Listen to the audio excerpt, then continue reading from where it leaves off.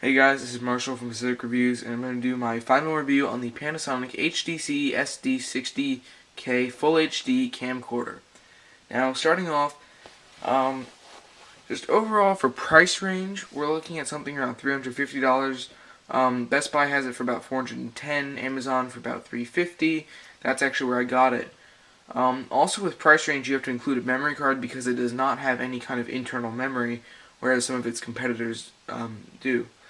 So, starting off with size, you can kind of see that it's actually really small compared to some other camcorders of similar, similar status when it comes to quality and size.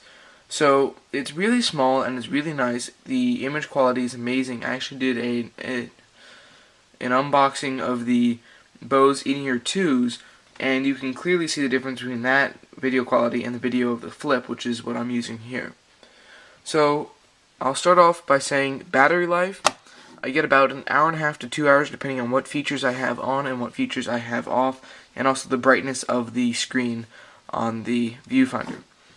So, here we go is the lens right here, which is a 35.7mm wide angle lens, which is actually incredibly wide. I mean, if I was filming this on this camera, you would see about 6 inches at least in every other direction compared to the Flip and most other cameras.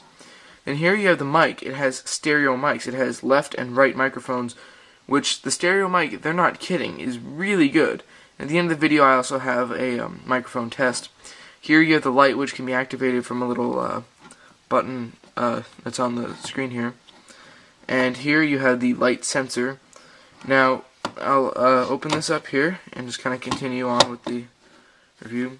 Here you have the power button. Speaker is up here. Here's the SD slot. HDMI, mini USB, and AV out. Up here you have autofocus. You can change it from autofocus to manual. But they also have a feature called touch focus, which is also at the end, where you just touch something on the screen, because this is a touchscreen viewfinder. So that's really nice being able to touch it. At the very end of the video you see how I do that. Here's the image stabilizer. Also at the end of the video I have a demonstration of that, and it is incredible how stable it actually makes the image. So what I did with that one is just a little forewarning, is I just zoomed in 25 times on something in my room, which is the maximum zoom that this has optical, but also has 15 times digital zoom. So you have 35 times zoom total, so there's pretty much your limit.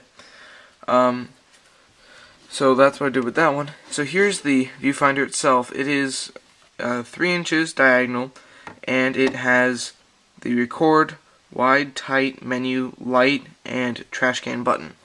So it is touchscreen, and the touchscreen is fairly responsive. I haven't really had any problems with it, so that's not bad. So now coming back up here, you have the zoom rocker, the photo button. This is what you use to take the pictures. Then on the back here you have the record button. Then in here you have your power adapter.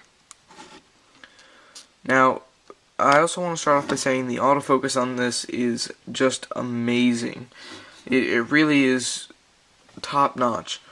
So just kind of coming back to here, you have the switcher, you have play, camera, and photo.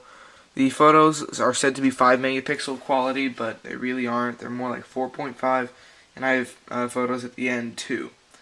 So here's the battery, and the battery, like I said, lasts about an hour and a half to 2 hours depending. And the camera overall the battery doesn't give much bulk, so that's really nice. And also fitting in the hand here is really nice. It fits in greatly. It really feels natural and not bulky at all. But on the bottom, you also have a tripod adapter, which is really nice. And the last thing before I go into more of the UI is when it comes to the microphone, there is no microphone or headphone jack. And that can be a bit of a problem, because if you had one, you could mic yourself. But that's not too big of a deal for what I'm doing specifically. So here we go. I'll just kind of start it up for you. Turn it on. So here it is. It's in video recording mode. You have so many different types of options. You have the type of focus, white balance, shutter, and iris.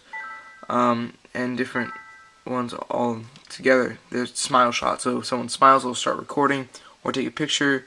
There's all these different features that they have. I don't really want to go into all of them. They have, but I'll just go through a few. Fade, portrait, smile shot, backlight compensation. Sorry about that. As portrait, and this goes in really tight. It'll just zoom in all the way.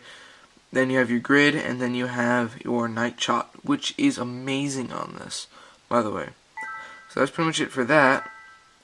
So I'm going to turn the light on just to kind of demonstrate. So here's the light. It is pretty bright, as you can see. So you turn that off. You can also make it auto, and then just turn it off altogether. You have the touch to zoom feature and all that, and that's so great. So here we have the button. So if you are actually recording a video, you can take a picture while you're recording, which is really nice and really helpful. But that's pretty much it. This has been Marshall from Pacific Reviews with the Panasonic HDC-SD60K. Thank you.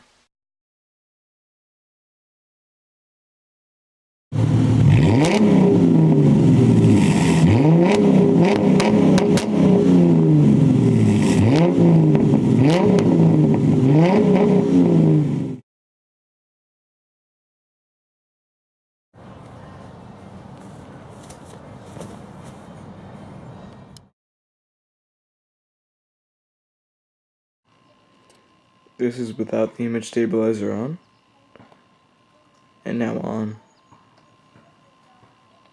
semi-on, and off again, on, semi,